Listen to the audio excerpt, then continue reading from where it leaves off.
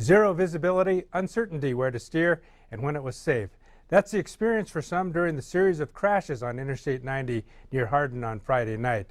We had a chance to talk with one family that made it safely and survived.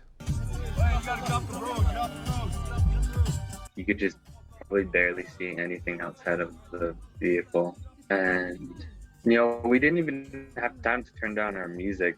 Like, I was just so focused on the road and then worrying about other things at the same time. But I was just so focused on the road, trying to get off and get into a safe place and try to calm down and situate ourselves. Tristan Big Hair was driving with his uncle and two cousins heading east on Interstate 90 toward Hardin when they got caught in the dust storm.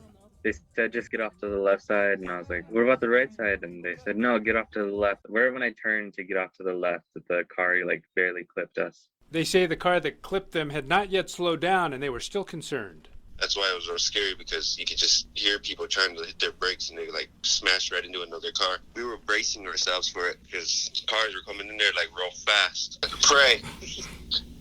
Hopes for the best that nobody hits you. Jason Highhawk, Tristan's uncle, was riding in the back seat. Highhawk says they stayed in the car until emergency crews arrived and when they knew there was no chance of getting hit by a vehicle. Nobody could get out of their cars because I don't know if a car would even hit us. It was not even safe at all. My whole life flashed before my eyes.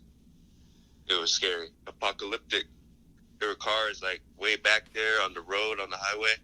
There were cars in the side over there by the fence. And there were cars smashed against each other. Tristan's grandfather and Jalen's father, Bighorn County Sheriff Pete Bighair, was not in town when the crashes happened, and he's thankful his family came out of this safely. Every day I get up and pray for my kids, my grandkids, and all that. You know how close that other vehicle came to making full contact with them, It barely nicked them, but that's how close they came. But I think that they were safe, protected through prayer. We were okay. It was just everyone else around us that were in crashes. Prayers to the families. In Billings, David J., MTN News.